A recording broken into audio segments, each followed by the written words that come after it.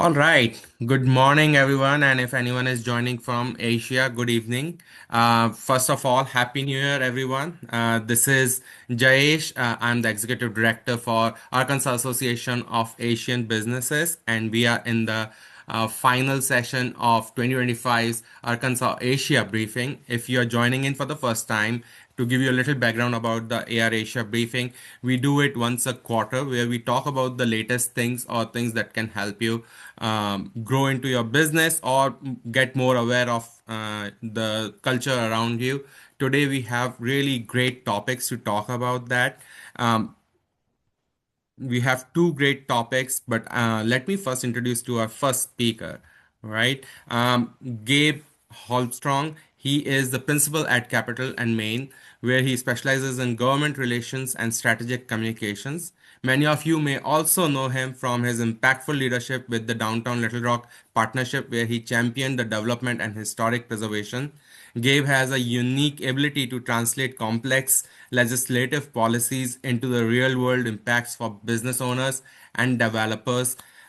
He's here to help us navigate the 2025 legislative session and specifically SJR15, a constitution amendment that could fundamentally change the toolkit we use for economic development districts and incentives in Arkansas. Please welcome Gabe Holmstrom. Well, good morning, everyone, and thank you, Josh. Um, so this is a lot here, so feel free to send questions in the chat, and I can respond to them or interrupt me. I think these types of discussions work pretty well if they're interactive. So thank you all for having me here today. Um, so SJR 15 was referred out by the legislature in the last session, and and this is going to be on the ballot for the entire state to vote on in 2026. So what we're doing is we're amending the Arkansas Constitution. We can do this two ways. You can gather signatures if there's something that you believe in and feel strongly about, or the legislature can refer up to three issues that they want the people to go vote on. And so this was the third issue um, that they selected, and there's going to be issue three when you go to vote in November of 26. So there is a lot that goes into this. There's a lot of language. The enabling legislation, I think, is about 37 pages of fine print. So if you're having trouble sleeping, by all means, I would encourage you to go pull that up and get to reading, and I'm sure you'll be snoozing before too long. So what does this do? What are we trying to accomplish with this? Well, the reality of the situation is when you look at where Arkansas is, and when it comes to the aspects of economic incentive programs, and you compare those to basically every state in the country, except for Arizona, and then in particular every single state that touches Arkansas, and we're not on a level playing field. So this is something that I would see with some frequency in Little Rock, where an out-of-state developer, mostly people from Texas or Kansas City, would call, and they would be interested in a building or a piece of property. And so they would ask about the city, and then their very next question would be, "Well, tell us about the incentive programs that you have available in your city and in your state." And really, if it is not a historic building, and if it is not a corporate headquarters or a manufacturing facility, the fact of the matter is we don't have incentive programs. So these developers would call and they'd say, well, what about tax increment financing? Do you have that? Well, no. What about star bonds related to sales tax? Do you have that? No. What about property tax abatement? Do you have that? No. Um, and what about the Texas 380 style agreements? Do you have those? No, we don't have those. So, and then after I said no for a long time, they would kind of stop and then they'd say, well, why does anybody build in your state? And that was a very real thing that happened from time to time. So um, after after going through that, then there was a consultant that came in and kind of studied the incentive programs that we have in the state, and then compared these to the surrounding states, and then presented this information to me. And I went and took that to our attorney general and to some of our elected officials. Said, guys, you really need to see this. Like, this is a problem. And here's why, but don't just take my word for it. Listen to what the folks that study this say. Um, and so that's where the attorney general, to his credit, he assembled top 7 law firms in the state and said, you guys have a year to work on this and bring me something that we can take to the legislature to refer out to the voters. So they got to work, and they assembled a document, which then became SJR 15. So like I said, it's going to be on the ballot November of 26. If it is successful at the ballot box, just on the timeline standpoint, what then? So if it's successful in November of 26, then the legislature would then have to pass the enabling legislation in the 2027 session. So the amendment gives the authority for the legislature to create these. The enabling legislation will set the guidelines for cities and communities on how these can be structured and how they have to set them up. And then it would probably be in the summer of 27 before cities and communities would have the ability to create these economic development districts.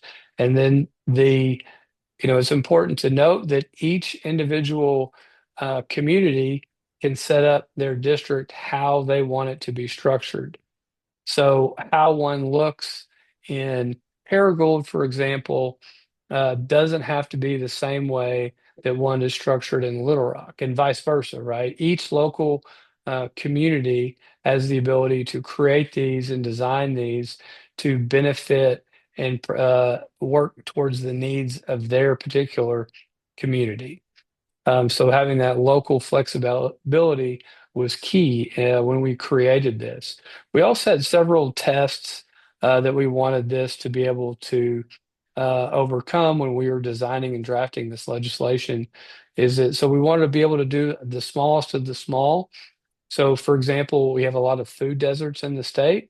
If there was a community that needed, maybe a Dollar General Fresh, right? This is where you could go to Dollar General Fresh and you could utilize the potential increase in sales tax revenue to offer them some sort of an incentive to come, whether that be expand an existing Dollar General and adding the grocery component, or adding a new one.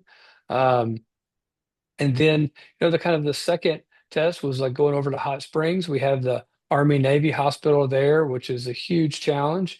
That's been vacant for several decades now. If that ever burns, the economic disaster that would be for that community, it would impact all the bathhouses. It's right next to that national forest. Um, it is just that is a big risk that something needs to happen to those series of buildings. But could this work for something like that? And the answer is yes. And then the final test was, what about the super project or the big projects? And could you utilize this to go after one of those? And the answer is yes. So those were kind of the different test points that we used when deciding this. So what does this do? So there's a couple of examples that we like to talk about, and really I try to. There's a lawyer that does some of these talks with me, and I try to give the non-lawyer version. I'm not the lawyer, so I feel like I can communicate in a different way. I guess that still remains to be seen how accurate that is. Um, but I've broken it down into there are basically 4 different areas on how incentive tools can be used inside the district. And again, keep in mind, not every community has to offer all of these, and then not every deal inside the development district has to utilize all of these. One of the things to think about in this is as it kind of like college scholarships. Some people are just happy to go to the University of Arkansas, right? They'll happily pay the full freight. Some folks, you're going to give them tuition, you're going to give them room and board, you're going to give them a meal plan, you're going to give them spending money. And then there's a lot of gap in between those, right? So think about that the same way as what does the community need and want, and what do they collectively want to go after? And then that can dictate what that incentive structure looks like. So the first one is simply property tax abatement, where you could say, hey, if you come in, um, and I like to use the example of housing because we hear a lot from people that housing is a need in a lot of different areas of the state. So if somebody, there are communities where developers have not been there, neighborhoods haven't been built in decades. So they could go and say, hey, if you come build this 50 unit apartment complex or 20 unit apartment building, you're going to pay no increase in property tax for the first 5 years, and then from years 5 and 10, you're going to pay 25% of that, and then years 11 through 15, you could pay 50% of that, and over a 20-year period, then you would get up to the full amount. So the property tax abatement is one element. The other element is utilizing TIF or tax increment financing. So, what that is you're accessing the increase in property tax value generated by the improvement.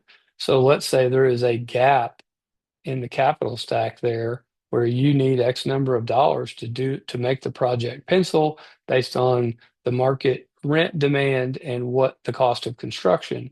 And so if there's a gap there, you could bond against those future revenues of the property taxes in order to fill that gap. Now, again, there's a lot that goes into this, but it's complicated, but it should be for something like this, right? So um, then the third tool is and this is used a lot in Texas, these Texas 380 style agreements or 381. And so let's say going back to this, you have this vacant land. Um, Jayesh is coming in. He's going to develop a 50 unit apartment building, but the street scape right next to it is horrible. There's no sidewalks. Um, and then, what the community knows is once he puts in those 50 units of housing right behind there, that vacant land behind there is going to be the most prime land in the community for redevelopment.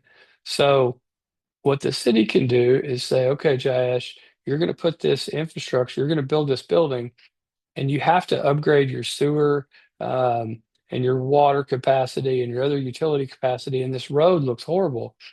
So if you pay on the front end to fix the road, to fix the streetscape, and for a larger capacity utility system that is going to run the length of your property and go to that land behind you, so you pay for that up front, we will rebate the entire cost of all of that to you over, a 15-year period, or you set a dollar amount, right? So you say that's you know, $2 million. Well, you'll get rebated that $2 million through the property tax and sales tax or however that deal is cut. But so there's no risk to the city to make this infrastructure improvement. And then there is a huge onus on the developer to stay in business so he can attain that benefit, right? So that's kind of the third area. And then the final area is when you talk about um, using star bonds. So where the sales that's basically accessing the increase in the sales tax. So um, when you create the district, like so you draw this district, and they take a snapshot in time of the current property tax as well as the current sales tax being generated. So everything that is being paid today will continue to be paid. So I guess there's two things. I haven't given this presentation in a month, so I'm a little rusty here. Two things I always like to lead with. This is not a tax increase, and it does not impact current levels of funding, right? So this we're all talking about future revenue based on improvement to the area. So when you create the district, you take a snapshot of the sales tax being paid and the property tax being paid, and that will continue to be paid. But any new money is that's what you would then have access to utilize some of these incentives. So Jayesh has this 50-unit apartment building. There's a bunch of new people living there, but there's nowhere for them to walk and go get a cup of coffee. So, inside the district, you have you have a building a couple doors down. So let's say it's vacant and it's kind of falling in. And so what the EDD, the Economic Development District Board, could do is say, go to the owner of that building and say, hey, we have this facade grant program. Um, we will do a 60-40 match where we'll provide 60% of the funds for you to improve the front of your building. You just have to come up with 40%. And then they can go to a coffee shop and say, we have this building here that if you move a coffee shop into the ground floor of this for Josh's tenants to go utilize, then for the first 2 years you're in business, you will pay no increase in the local price. You'll pay or you'll have all of the local sales tax rebated back to you. So that is quite an incentive that can be offered. And additionally, the EDD board could offer money for tenant improvement finish out to the coffee shop, but it gives each local community and each district the tools um, that they could use that they just these we don't have these today. And that's what this is really trying to solve for is providing the local communities tools to be able to do these types of things. When you talk to mayors and county judges, they're getting hit up all the time and their hands are tied because, like I said, if it's not a corporate headquarters, if it is not a manufacturing facility or it's not a historic structure, there's just not a lot we can do in the name of the in the name of incentives. So it looks like we have a question. The loans, so talking about the loans that would support the incentive. So if I think I understand this, um, when the local community creates the boundaries of the economic development district, like I said, they're going to take a snapshot of the property tax and the sales tax that's being generated.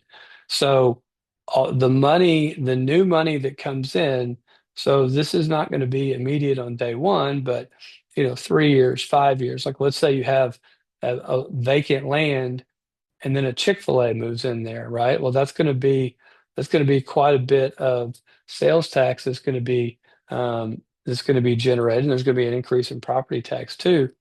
So that new money that is being paid by that improvement, that will go into the EDD fund. So then the EDD board would have the ability to set up a type of program if they wanted to issue loans to these other small businesses inside of the district that would benefit them, right? That's how they could structure a loan program or a grant program.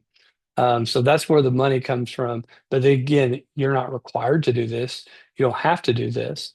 Um, but yeah, that's a version of how that would work.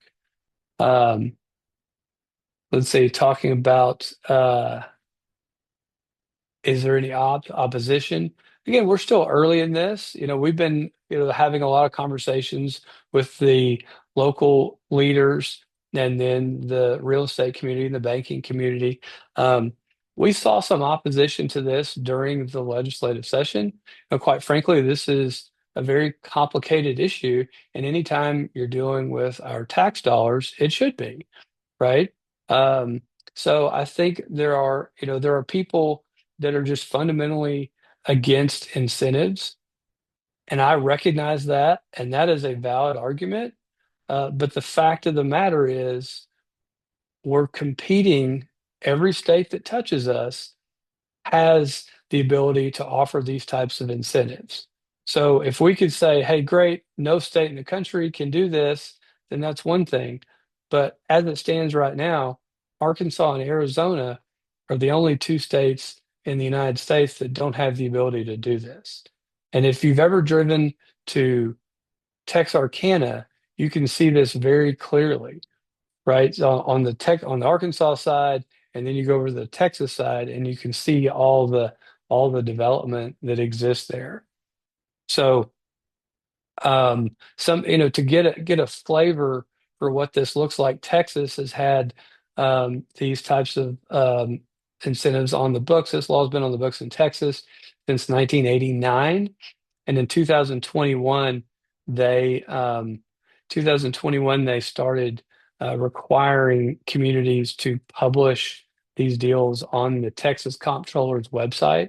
So you could go to the Texas Comptroller website and you can see it. I think there's some 4,200 of these deals that have been done since 2021, and some of them are very simple, and some of them are a lot more complex.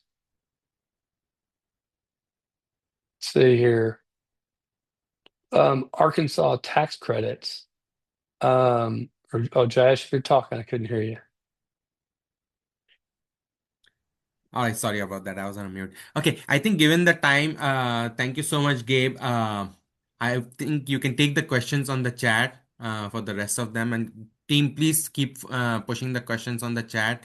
We would like to answer all of them. And even if we can't answer all of them now, we will be happy to answer them after the call on the emails. Um, uh, Gabe has sent me a document as well that I'll be sending it across so you guys can get more details about it. But thank you so much, Gabe. I mean, I have heard about this bill quite a few times, but the way you explained in the layman terms is made it so easy for us to understand with so many examples. I really appreciate it, and it really helps us think a little bit more. Coming from the real estate background myself, I know how hard it is for the developers to put their own cash all the time and then limited with the opportunities that they can generate. This will open up the doors for so many of the developers to do so much more for the state. I think it's best for the state to think about this, and when the election it comes in the vote, I'm sure the people will take the right decision. All right. Moving on. Thank you again, Gabe. Moving on to the next speaker. Absolutely. We talked about the future about of our of state. Let's talk about the history a little bit now, right? A lot of people ask me, "Hey, Jaish, why Asian businesses? Why are you talking about Asia in Arkansas?" Right? Very few people know that there is a history between Arkansas and Asian corporate, and it's longer than we think. It's about 150 years. And for that, let me bring in our next speaker, uh, who is going to talk about it. Dr. Zachary Smith is associate professor of history at the University of Central Arkansas. He spearheads the Arkansas Chinese Heritage Project. Now it is called Arkansas Asian Heritage Project, a critical initiative dedicated to preserving the oral histories and cultural legacy of Asian Americans in our state. His research focuses on a fascinating and complex intersection of cultures, specifically the history of Chinese families who settled in Arkansas Delta. These entrepreneurs established grocery stores that served predominantly the African American communities during the era of segregation, navigating the alien land laws and social barriers to build a life here. He's here to share these stories of resilience and his vision for preserving this heritage. Please welcome Dr. Zach Smith. Thank you, Jayesh, and thanks so much for inviting me to be here. This is actually the first day of the semester at UCA, so it's good to get my teaching muscles warmed up. Um, so, as Jayesh mentioned, I'm director of the Asian Studies program here at UCA, and I was originally trained as a historian of modern China. I looked at rural education programs in mainland China. But my sort of life and academic trajectory was forever changed about 3 years ago now when I met a man by the name of Mr. Ping Fong Jr. He was a retired medical devices expert living in Conway, but he started telling me about his experiences growing up in the small town of Hughes, Arkansas, where his father owned a grocery store.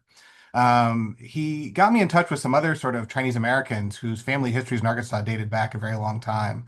And before I knew it, I had sort of encountered an aspect of local history in my community that even as a sort of scholar of China, I had never heard of before.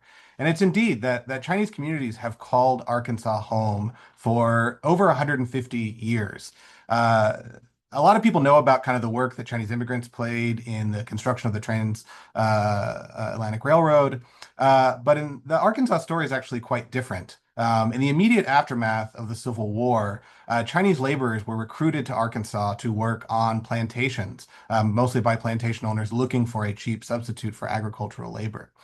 Very swiftly, though, these new Chinese immigrants found that plantation work was significantly less lucrative than they had been promised by recruiters and transitioned to become small business owners. By far the most important of these small businesses, as Jayesh mentioned, were cash grocery stores. By the middle of the 20th century, there were well over 120 Chinese-owned businesses in the state. In towns like West Helena, like Pine Bluff, you would see Chinese grocery stores almost every couple of blocks. And we quickly learned that many of these stores were way more than just sort of grocery stores. Of course, they provided a means of livelihood for new immigrant families, but they also served as sort of social gathering spaces, particularly for Black farm workers in these otherwise kind of deeply segregated towns. Um, at one point, these stores were all a vital part of the kind of Delta economy. But in the subsequent decades, due to declining rural populations, due to competition from, retail chains like Safeway and then later Dollar General, and even just a new generation of Chinese Arkansans who didn't wish to continue working in the grocery business, all but a small handful of these grocery stores have now closed. And many of the Chinese Americans who grew up in the grocery stores in the 1940s, 50s, and 60s, are now entering their 80s and 90s, and this history is in real danger of being lost. So, in the summer of 2023, the University of Arkansas, or Central Arkansas rather, partnered with the Chinese Association of Arkansas to launch the Arkansas Chinese Heritage Project. And our goal was to really kind of collect, preserve, and showcase this rich history of Chinese communities in our state, with a particular focus on Chinese groceries and other businesses that serve such a vital economic role. Kind of from the beginning, we've been really interested in sort of basing our work in community partnership. Our steering committee includes several members of the community, working with faculty experts here at UCA. Thanks to a couple of really transformative grants from the Mellon Foundation and the National Consortium for Teaching About Asia, we've been able to conduct about 25 life story interviews, recorded dozens of hours of oral history. We've digitized hundreds of family photographs, immigration papers, and the like. And just this past year in 2025, we formally launched our public-facing digital oral history archive, arkansaschineseheritage.org. One of the most transformative parts of this project is simply allowing Chinese Arkansans to tell their stories in their own words. And so I really encourage everyone, if you have time later on, to kind of check out our website, browse some of the stories, where you can watch videos of our interviews and hear people talk about many of these transformative experiences. One of the other hats I wear, I'm the Arkansas State Director for the National Consortium for Teaching About Asia. It seeks to empower K through 12 teachers to kind of center Asia in their classrooms. So through this site, we also offer lesson plans and resources for teachers from everywhere from kind of kindergarten up to undergraduate level who want to kind of engage this history and think about Arkansas history in a new way. I'll leave you to kind of explore the site kind of on your own time. But in the time we have together, I wanted to highlight just a couple of really, I think, interesting and valuable themes that I think have been maybe even underrepresented, even in the kind of academic scholarship on this community. So one, of course, is entrepreneurship. We have records of Chinese-owned businesses going back well over a century. One of the earliest evidence of Chinese-owned businesses we have is actually a laundry that was open in downtown Little Rock on the corner of 3rd and Scott Street next to some tenement houses. This is the precise location now of the historic Arkansas Museum. And clearly, business ownership and entrepreneurship was kind of a central theme of almost all of the interviews that we've conducted. I think this quote from one of our co-founders, Lucy Jo Fong, really sort of captures it. Noting that just families had to work so hard for their living. Her dad said, if you didn't work hard today and make a go of it, you may not have a good tomorrow. So you have to work hard every day. She noted he was a hard taskmaster. And indeed, many of these stores, partially because of their customer base, they would open as early as 5 a.m. To serve cotton pickers and sharecroppers and also stay open as late as midnight. At this time, a lot of grocery stores, I think we think of grocery stores and convenience stores as kind of self-service with aisles. But at this time, actually, a lot of stores were a counter service operation with a large open area in the center that could almost kind of become an impromptu bar or sort of social club as people would go in, get their groceries, but hang out, have a beer, and then wait to leave until quite late at night. Many of these grocery stores were not also just grocery stores. Beverly Go Wasson of Pine Bluff talked about her father. She said, my daddy really expanded for a guy who didn't finish high school. He learned to be a photographer. He had a small photography business. He kind of catered to the black neighborhood because we were kind of in a black neighborhood. And I still have people walk up to me and say, I still have that picture that your daddy did of me. He took photography. He got a license to do radio and TV repair. Many of the restaurants kind of become impromptu, egg roll stands, small scale restaurants. Many offered sort of cold cuts and other meals to farm workers and the like. Another emergent theme is that of kind of civic engagement and sort of political activism, we could even say. Funnily enough, in 1927, Arkansas becomes the very first state in the country to overturn an alien land law, following a challenge from a Chinese, really real estate developer, Lum Jung Luk of Elaine. In the early 20th century, there was a huge sweep of what are called alien land laws, basically efforts to prevent anyone who was not a citizen or eligible for citizenship from owning land. But Arkansas actually was a sort of national leader in overturning these laws, due in some cases to the work of Mr. Lum Jung Luk. Another sort of, I think, key evidence of Chinese Arkansan civic engagement is the Chinese Association of Arkansas itself. One of our interviewees, Susie J. Tonyman, who is now 96, actually said, the Arkansas Chinese Merchants Association was formed in the 1930s, not just for social purposes, but, if someone got into trouble, if they got run out of town, they would support that person. And her father was actually the first president. This kind of local Arkansas Chinese Merchants Association was formally transformed into the Chinese Association of Arkansas in 1943, partially to advocate on behalf of Chinese merchants in the region, and also to promote the war effort. Many members ended up actually serving in the military during World War II. One of the reasons why 1943 is significant is because actually in that year, Arkansas Governor Homer Adkins actually sought to revive the alien land law, in part due to fears that Japanese Americans who had traveled to the state to the internment camps in Rower and Jerome would stay in Arkansas after the war was over and outcompete Arkansas farmers. And so the governor made an effort to actually revive the alien land law to prevent particularly Asian immigrants from owning and operating, businesses and land. And actually, due to the efforts of the Chinese Association of Arkansas, which partnered with several members of the Arkansas State Legislature, they were able to successfully block that legislation. And the argument that Arkansas senators made is that this bill would hurt Chinese Arkansans who had long called the state home and were vital parts of their communities. There's also, I think, a surprising history of Chinese American mayors. There are many of these small towns that maybe only had one or two Chinese families. The sort of leaders of those families also served as leaders of the small town. Folks like Charlie Waugh, who was the mayor of Terrell in the 1970s, William Chu Hao, who was the mayor of Crawfordsville for almost 2 decades, even through to today. Joe Dan Yee serving as mayor of Lake Village in the early 2000s, and Jeff Al-Young, a great guy who still serves as mayor of McGee, Arkansas. And I love this quote from actually William Chu Hao's son, Dr. Lawrence Howe, who's a dentist who works at Arkansas Children's. He said, growing up in this small town of eastern Arkansas, our store was the daytime number to report a fire. As the siren would go off, firemen would drive by the store and we'd just yell at them whose house was on fire. So even, some just basic civic functions of public safety are being performed by Chinese grocery stores and other Chinese-owned businesses. I think so often stories of the South, particularly involving kind of, maybe racial minorities, tend to focus on these narratives of oppression and discrimination and trauma. But one thing that's really emerged from our conversations with Chinese Arkansans is a much sort of broader range of experiences. This is not to say that discrimination didn't occur. Of course it did.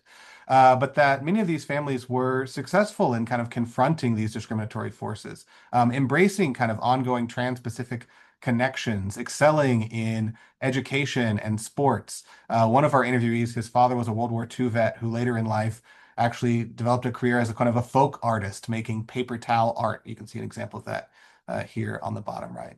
And so I just think, these stories give a much sort of richer and fuller picture of our state and what it looks like.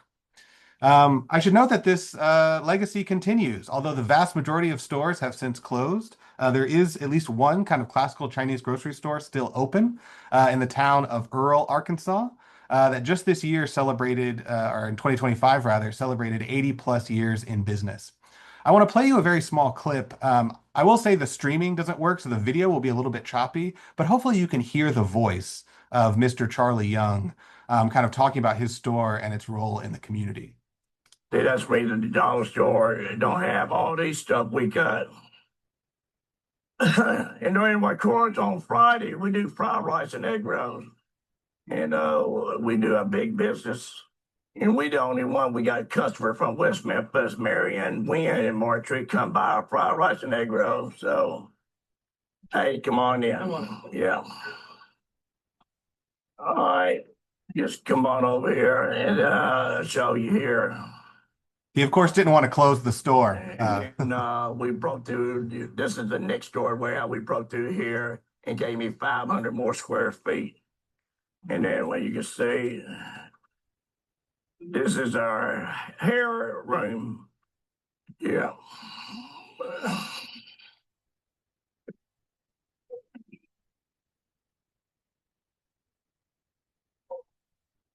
Yeah. Nobody in town carries the hair product like we got. So this is where everybody comes here, buy all their hair and everything.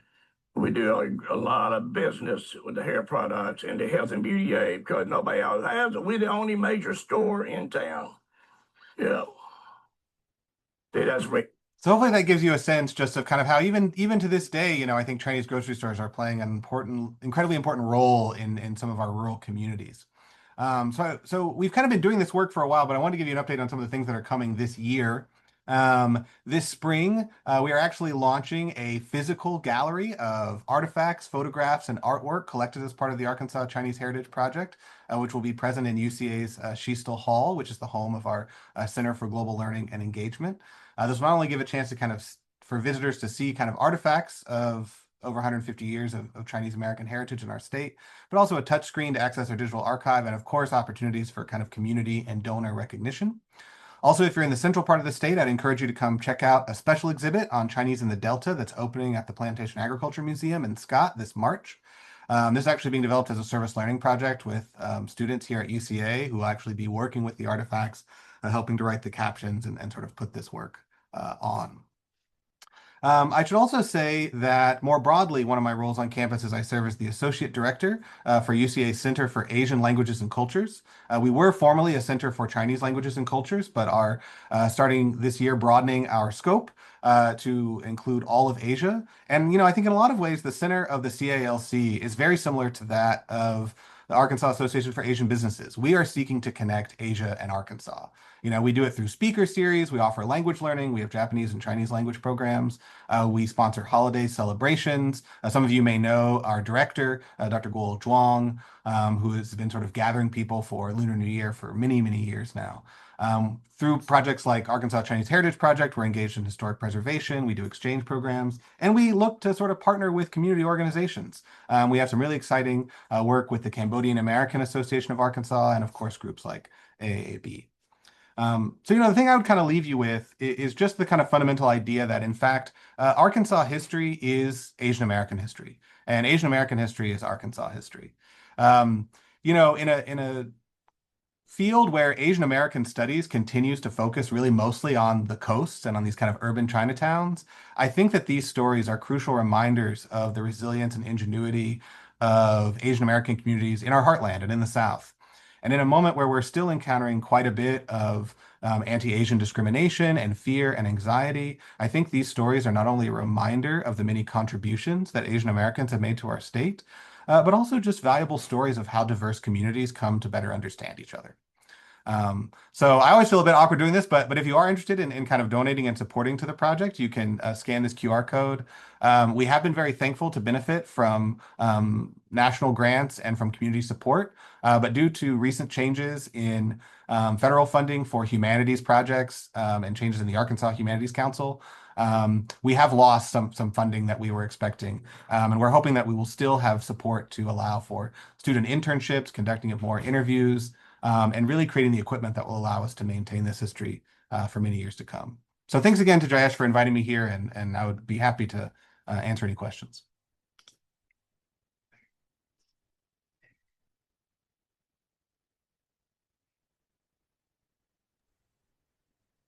I have a question, Zach, and I appreciate everything you did. I think this is fantastic. In fact, I'm sitting here not realizing there at UCA the stuff that you're doing and those kind of things. I also know that our state physically is divided up into the Delta and the South and in the Northeast corner, and even AAAB is trying to better influence in the Delta and the South.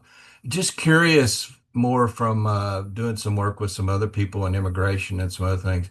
All of the Chinese grocery stores and that, did those people eventually stay on visas or did they become U.S. citizens? Do you have a little bit of that history of how that worked? Yeah. Yeah, so many of the communities that have been, in Arkansas now, many generations, third, fourth, fifth generations in Yeah. some cases. Um, Subsequent generations do become American citizens, of course. But even that's actually quite tricky. Even Charlie Young himself, now entering 80 years of the store, he was born in the back of that store in Earl of Hmm. Arkansas. But it was at a time when there was not a clear birth record. And so actually even Yeah. just establishing his citizenship status actually took the intervention from Senator Bozeman even, working with Mm. the family to sort of interview people in Earl to establish that yes, indeed, this family has been here for many generations. Um, and so many of the families have now, just through, birthright citizenship, achieved citizenship status. In the original case, that early generation, kind of from the first half of the 20th century, it was much more common for people to be sojourners, to travel back and forth between Arkansas and southeastern China. Um, one of the effects of, I didn't talk about it directly, but the Chinese Exclusion Act, which formally barred Hmm. Chinese, particularly laborers, from immigrating to the country between um, 1882 and really 1965, in some ways 1943, meant that families oftentimes had to spend a long period of time separated. So there were a lot of hurdles and challenges. Thank you. If no more questions, we'll move on. But before we move on, I just want to say thanks to Zach. And that I don't know if you guys heard, but Zach mentioned there is a program that's ongoing at UCA, and actually he's driving it at a state level where your kids can go and learn about the Chinese heritage, and not only Chinese but the Asian heritage and Asian culture. If you want to support that program, yeah, it's this way. You should support him. I have put a QR code. Please scan the QR code and donate for this program. It's gonna go directly towards this program, and it's gonna help the overall community and culture. I really want to take another minute to say thanks to Zach for bringing so much rich history and culture to our community. We all know how we are and where we are going, but we didn't know where the history is. So thank you for enlightening us. Thank you. And as the questions come, please feel free to put it on the chat. Now, moving on to the next part. I hope you all can see my screen. You all heard that we have our strategic plan approved, but now, as we are in the new year, it's time to put it into action, right? I want to talk to the business owners specifically today. When I talk to a lot of business owners, I keep hearing them that they're tired of networking, they're tired of exchanging business cards that end up in the trash, right? So we want to change those cold leads into the warmer leads. And for that, we are launching a new program called AAAB Connect. This is not just a random networking event. It's actually a structured referral partnership. How it works is Number one, exclusivity. You own the seat on the table. If you are on the AAB Connect group, you are the only commercial lender, or you are the only one banker, or you are the only one, property manager or a lawyer, right? So that means you are into a group where you are exclusively representing the industry, right? Warm referrals. This isn't just a social hour where here we it's a group of 15 to 20 professionals who act as an extended sales team for you, right? So basically, this is where we will be coming in to talk about our referrals and share referrals with each other. And people in this group will be working with each other. I just want to throw an example. Suppose you are a real estate agent and you are about to close a deal, and you come into a point where you need a lawyer. Guess who you will be referring to? You will be referring to the person you trust, who you meet every other week, right? And that's what this referral group is going to do.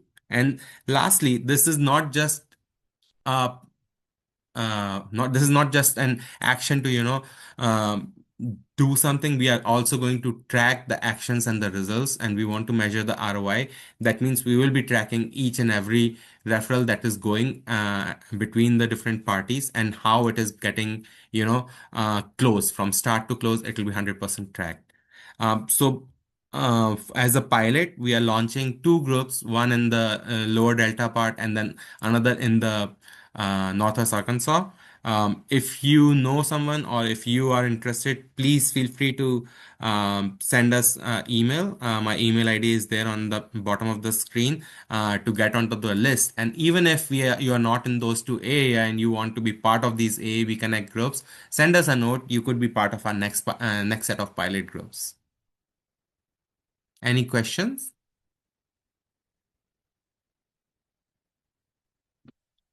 Okay.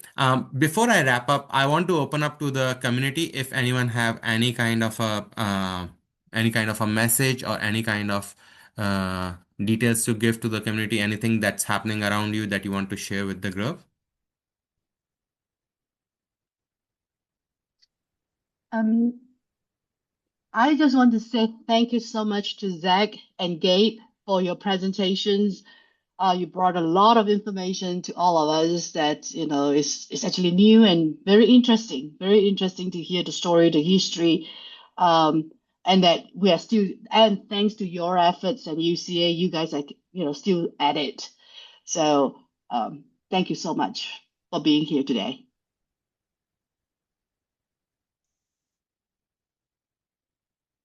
As on the chat, it does talk about that we are actually accepting the nominations. We are very excited for our signature event, East Meets West, that's coming up in Feb of 2021. As a part of that event, we do recognize the business of the year.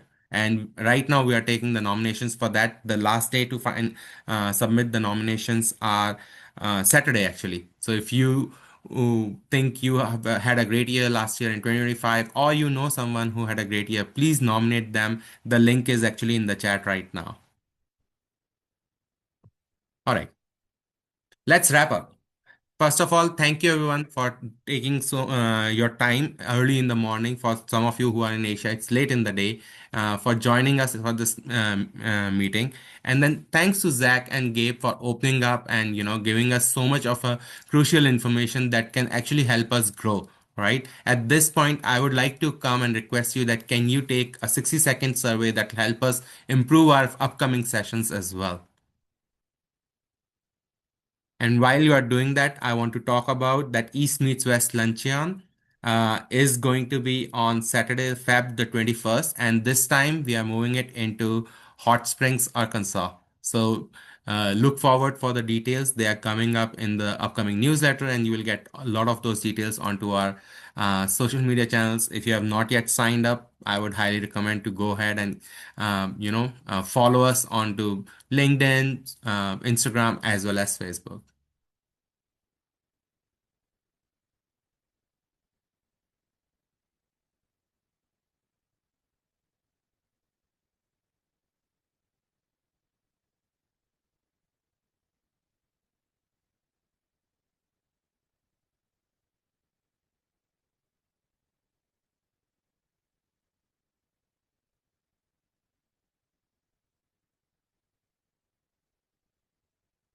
All right. I think you all would have got the survey link by now. I will look forward for the responses on the survey. If you do not have anything else, I would like you to get back to work. Thank you so much, everyone, for joining us today. And you all have a good rest of the week. We will see you soon at the East Meets West Luncheon. And don't forget to nominate the best businesses around you. Thank you. Thank you. Bye. Very good.